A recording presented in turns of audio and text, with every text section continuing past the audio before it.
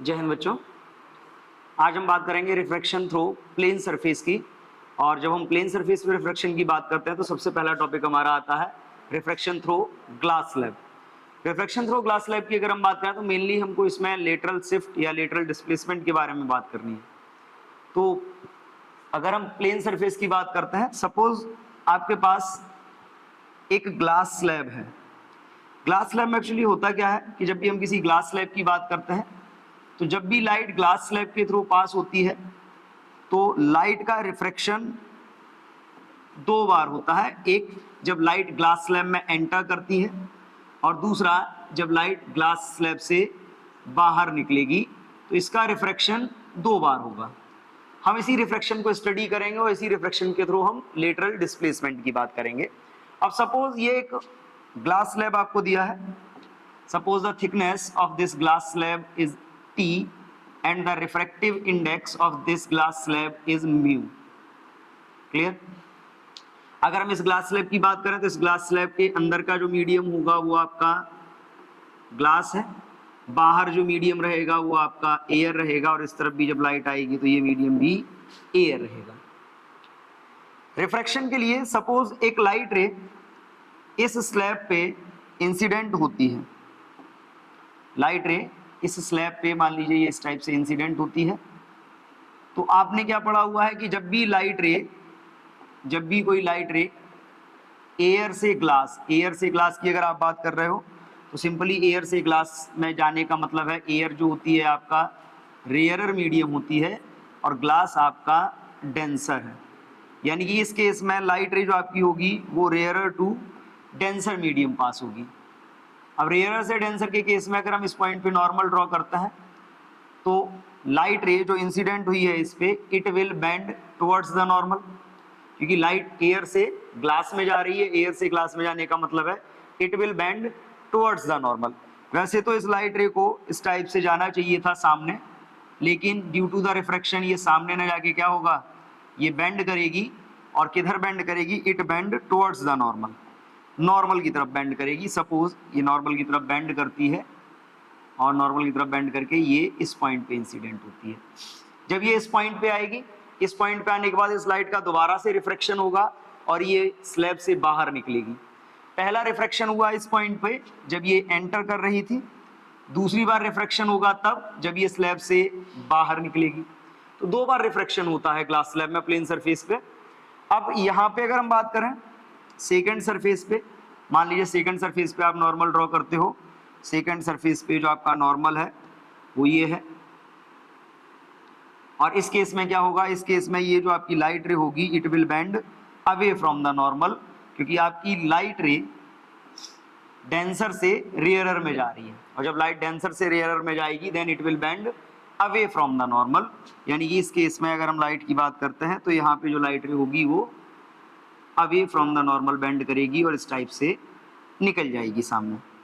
अगर हम इस पूरे लाइट के रिफ्रैक्शन को देखें ग्लास स्लैब के थ्रू तो ये जो लाइट रे है इसको हम बोलेंगे इंसिडेंट रे।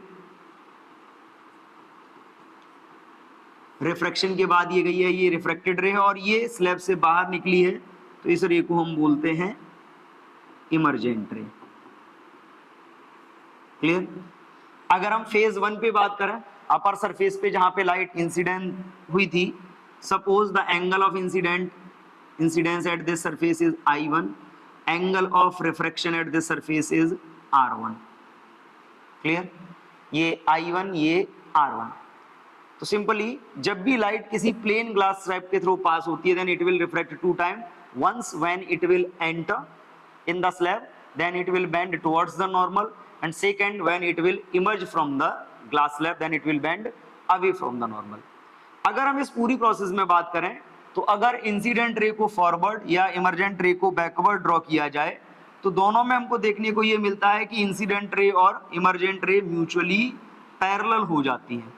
और जब इंसिडेंट रे और इमर्जेंट रे म्यूचुअली पैरेलल हो जाती हैं तो इन दोनों के बीच ये जो परपेंडिकुलर डिस्टेंस आती है, this perpendicular distance is called lateral shift. तो simply when the light ray will pass through the glass slab then it will refract two times. In that case the incident ray and the emergent ray are mutually parallel and the perpendicular distance between these two parallel rays is called lateral shift और lateral displacement। यानी कि यहाँ पे जो हमको d मिला है, ये d आपका lateral shift है, lateral displacement बोलेंगे हम इसको, या lateral shift भी बोल सकते हैं। अब यहाँ से देखिए मेनली अगर हम बात करें इस lateral shift की, तो जो lateral shift होता है किसी भी ग्लास स्लैब में, लेटरल डिस्प्लेसमेंट या लेटरल शिफ्ट, ये मेनली 3 फैक्टर्स पे डिपेंड करता है। कौन कौन से वो फैक्टर होंगे?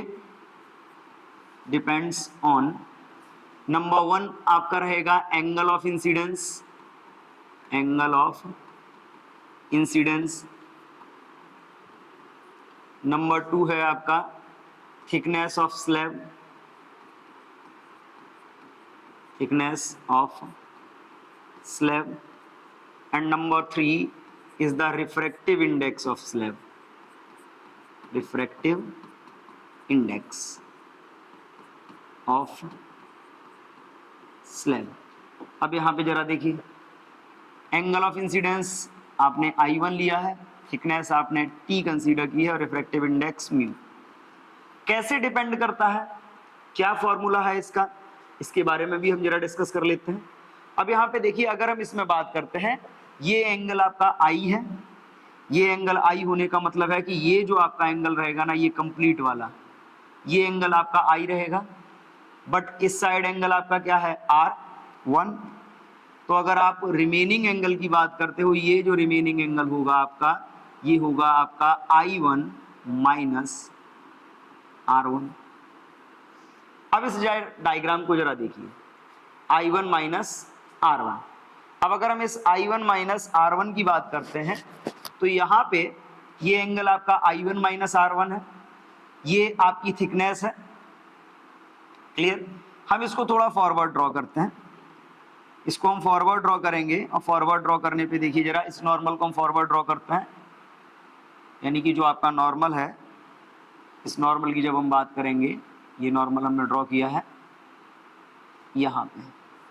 सपोज ये जो आपका पॉइंट है, suppose this point is A, this point is B, this point is C and this point is D। अब यहाँ पे अगर हम बात करें तो इसमें जरा देखिए, इस डायग्राम में अगर हम बात करते हैं तो इस डायग्राम में हमको 2 ट्राइंगल दिख रहे हैं। पहला ट्राइंगल हम ले लेते हैं ABC, ABC। ये जो ट्राइंगल है आपका राइट एंगल ट्राइंगल है, और ये एंगल आपका कितना है 90 डिग्री है, राइट एंगल ट्राइंगल है।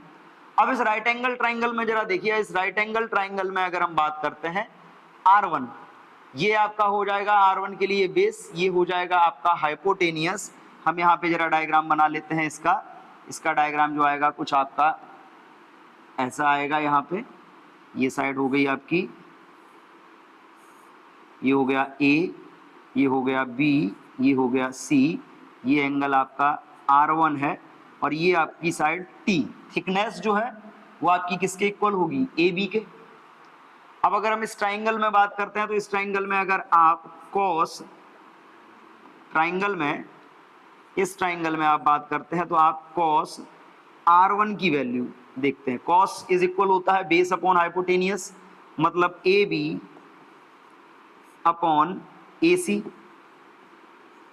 यानी कि अगर आप यहां से AC की वैल्यू फाइंड करते हैं, तो यहां से आपका क्या आएगा, AC is equal AB upon cos R1, cos R1, equation number 1। हम इसी में सेकेंड ट्राइंगल लेते हैं। सेकेंड ट्राइंगल हम लेंगे ADC, इन ट्राइंगल ADC। अब इस ट्राइंगल ADC को जरा देखिए, ADC की अगर हम बात करते हैं तो ट्राइंगल कुछ ऐसा हमको दिया गया है,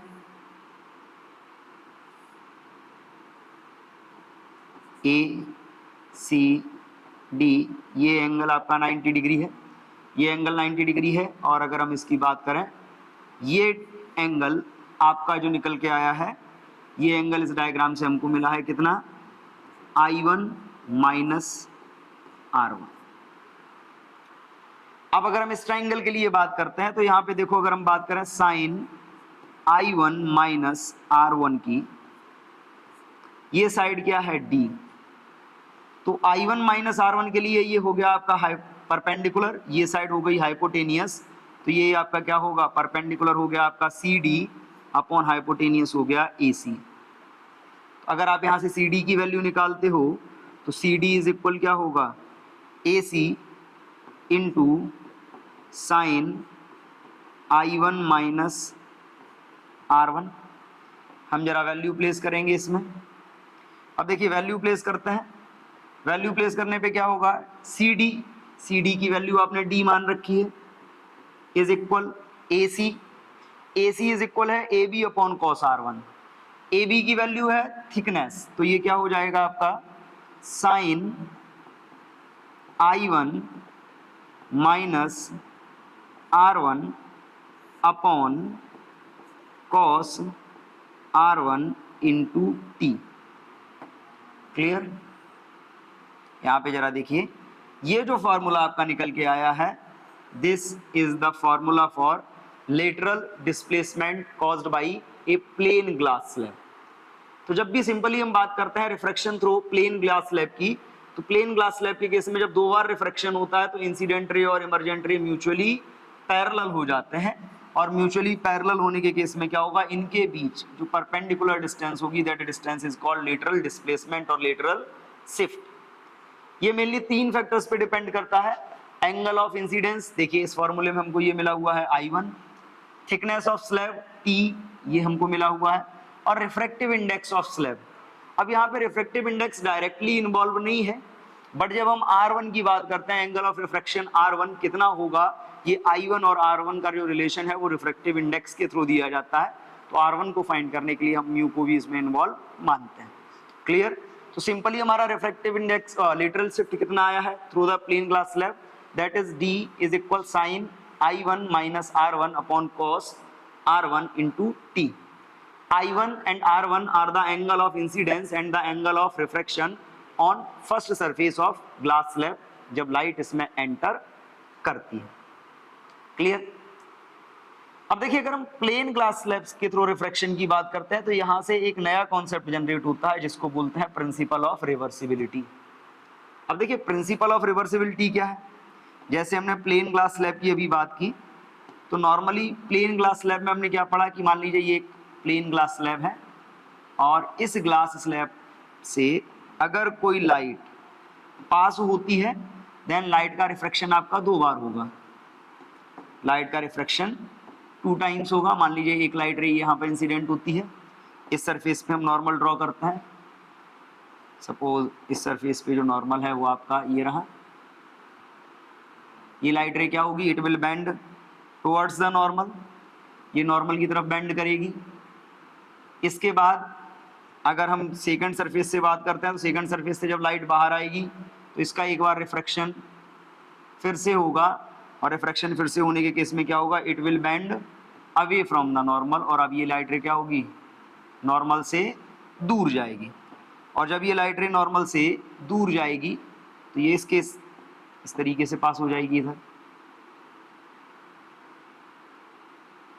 it will bend away from the normal. Clear? अब यहाँ पे देखिए, इस पूरी प्रोसेस में अगर हम बात करें, ये आपकी इंसिडेंट रे है,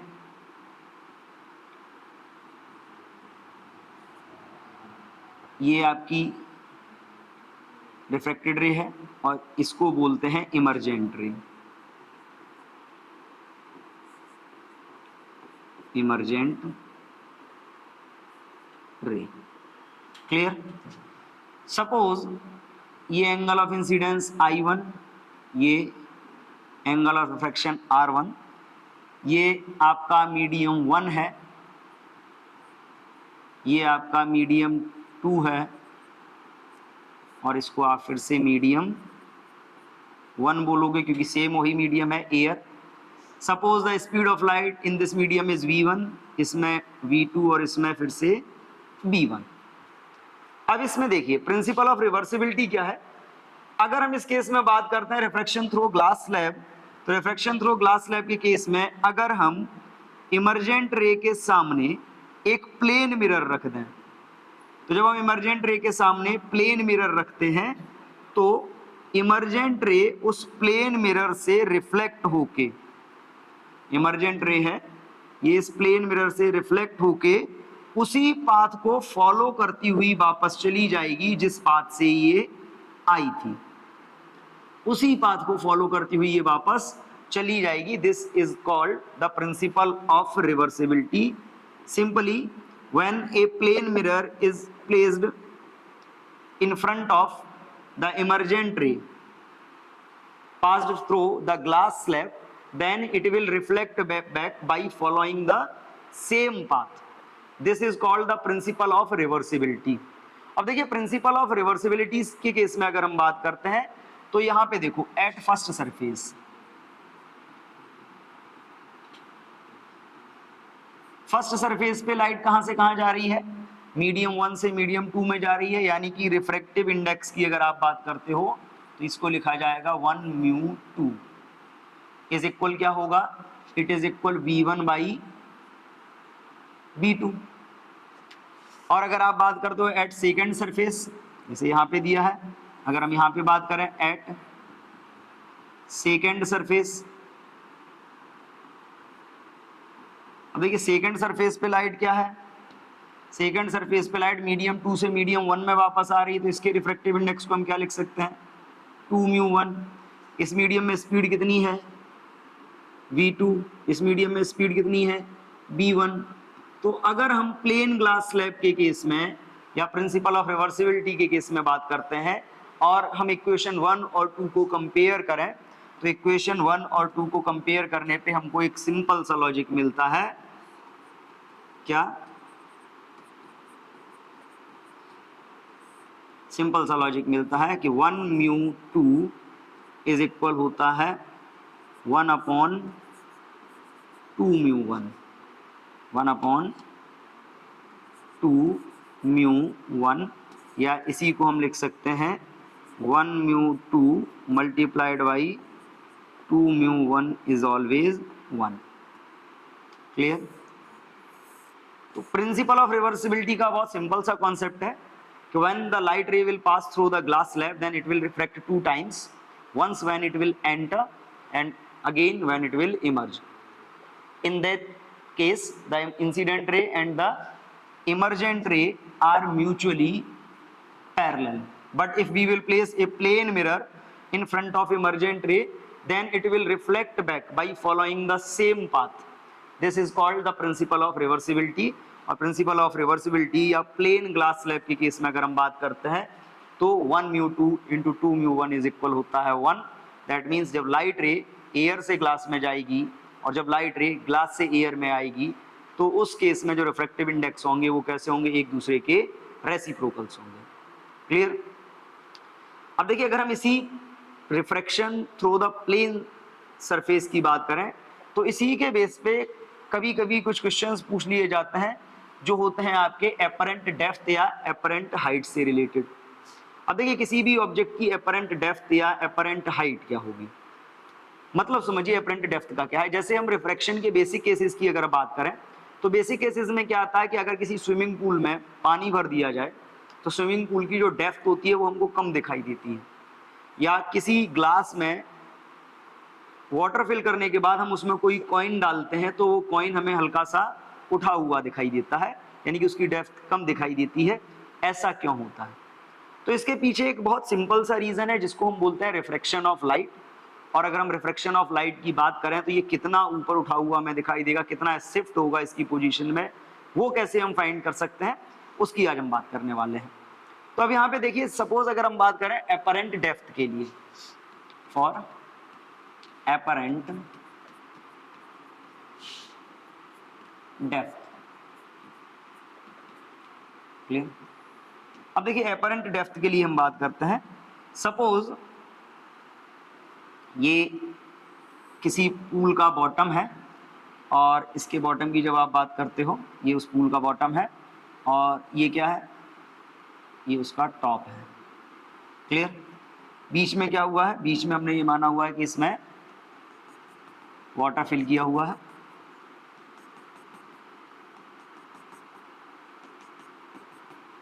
ये आपका वाटर है और ये मीडियम आपका क्या है, ऊपर क्या है, एयर।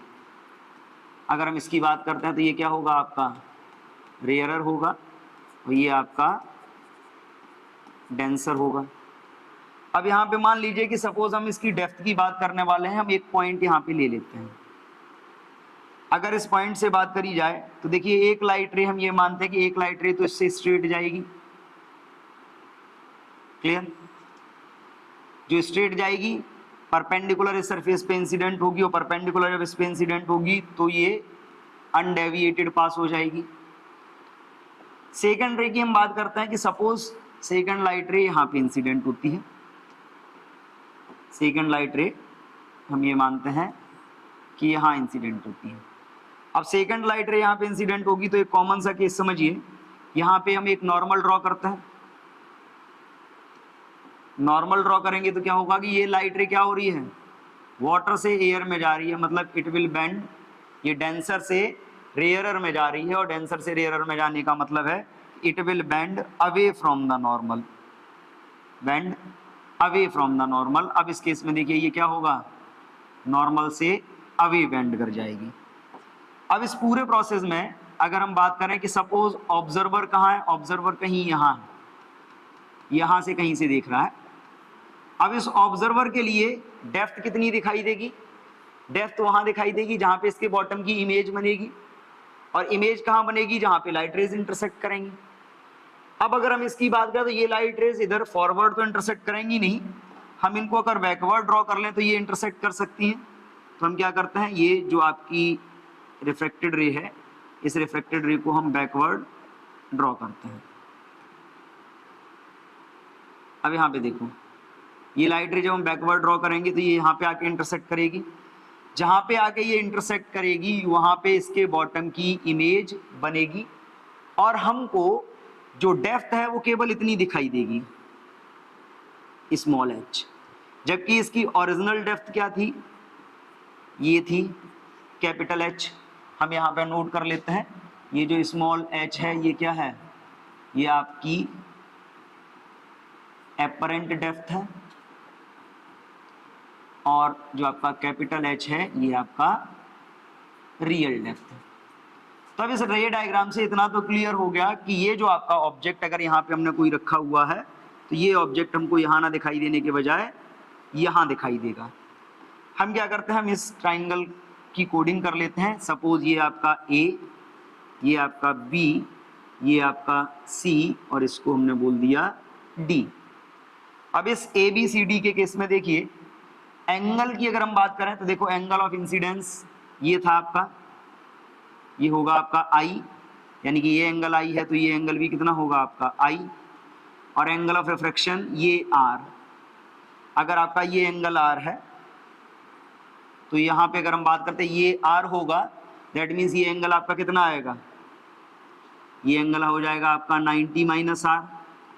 ये एंगल 90 माइनस आर हुआ मतलब ये भी 90 माइनस आर, ये 90 माइनस आर, ये 90, तो ये एंगल भी कितना होगा, तो इस केस में ये एंगल आपका आर आएगा।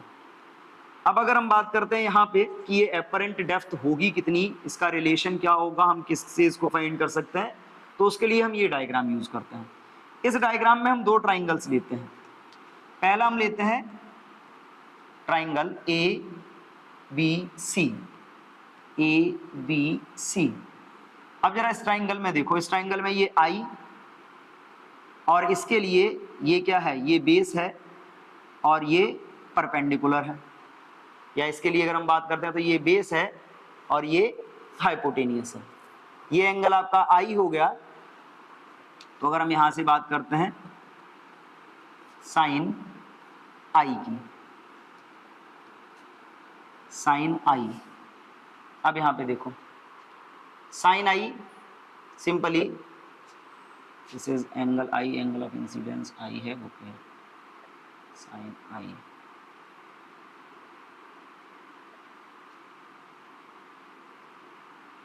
Okay, sine i is equal क्या होगा, अगर हम इसमें बात करते हैं साइन आई इज इक्वल होगा आपका ए सी अपॉन हाइपोटेनियस क्या है बी सी। और अगर हम दूसरे ट्राइंगल में बात करते हैं in triangle A D C, तो अब देखो इस ट्राइंगल में अगर आप बात करते हो तो इस ट्राइंगल में कितना आएगा, इस ट्राइंगल से आप साइन आर की वैल्यू देखिए, साइन आर इज इक्वल क्या होगा A D, sine R is equal होगा आपका A D upon D C, A D upon D C.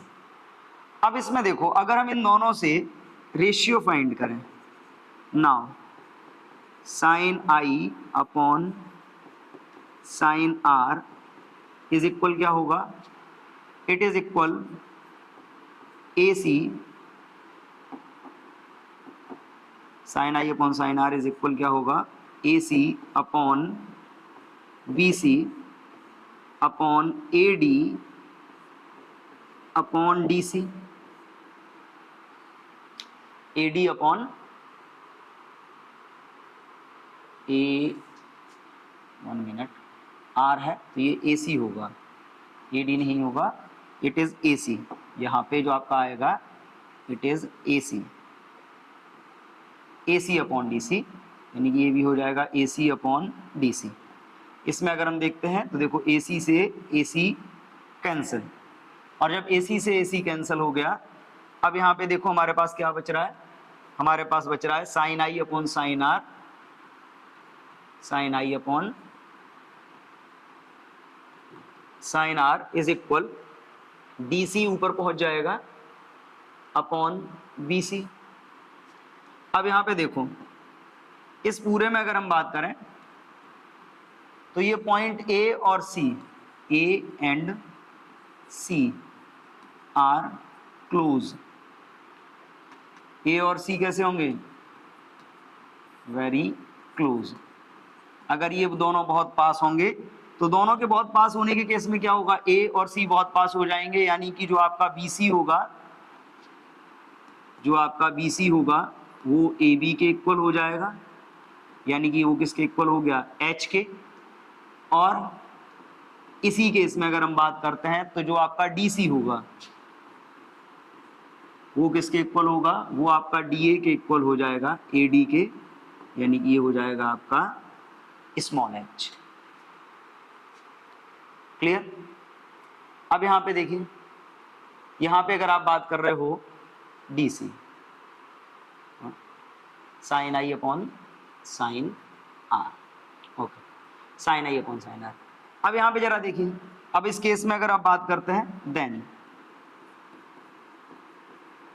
By Snell's law, अगर आप स्नेल्स लॉ लगाते हो तो sine I upon sine R क्या होगा, sine I upon sine R is equal होगा म्यू के। अब म्यू में भी देखिए लाइट रे कहाँ से कहाँ जा रही है, वाटर से एयर में जा रही है, यानी कि water to air is equal आपका क्या होगा, इसकी वैल्यू हो गई आपकी h upon h। But normally हम रिफ्रैक्टिव इंडेक्स की बात क्या करते हैं, हम रेयरर के रेस्पेक्ट में डेंसर का देखते हैं। यहाँ पे हमारा एयर का रिफ्रैक्टिव इंडेक्स निकल के आया है किसके रेस्पेक्ट में, वाटर, यानी कि रेयरर का हमने निकाला है डेंसर के रेस्पेक्ट में। तो अगर हम इसके सीक्वेंस को चेंज कर लें, यानी कि अगर हम इसके सीक्वेंस को चेंज करते हैं तो इसके सीक्वेंस को चेंज करने पे क्या हो जाएगा, refractive index of water with respect to air is equal हो जाएगा आपका capital H upon small h। Capital H upon small h होने का मतलब है ए म्यू डब्ल्यू, या सिंपली हम बात करते हैं रिफ्रैक्टिव इंडेक्स की, तो यहाँ पे हम इसको लिख सकते हैं रिफ्रैक्टिव इंडेक्स इज इक्वल क्या होता है, real depth upon apparent depth. Clear. अब इस केस में एक बात और समझ लीजिए, कभी कभी शिफ्ट के बारे में भी बात करी जाती है।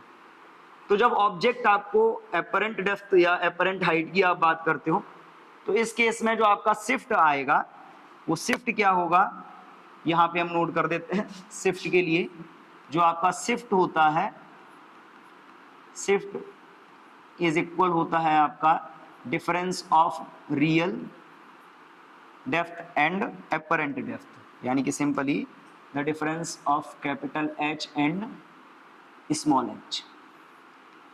और ये भी जरूरी नहीं है कि एपरेंट डेप्थ कम हो, रियल डेप्थ ज्यादा हो। अगर आप बाहर से देख रहे हो, रेयरर मीडियम से और डेंसर के ऑब्जेक्ट को देखना चाह रहे हो, तो इस केस में रियल ज्यादा होगा, एपरेंट कम होगा। और वहीं अगर आप डेंसर से रेयरर में देखना चाह रहे हो, तो उस केस में एपरेंट ज्यादा होगा, रियल कम होगा। इसीलिए हम बात करते हैं शिफ्ट की।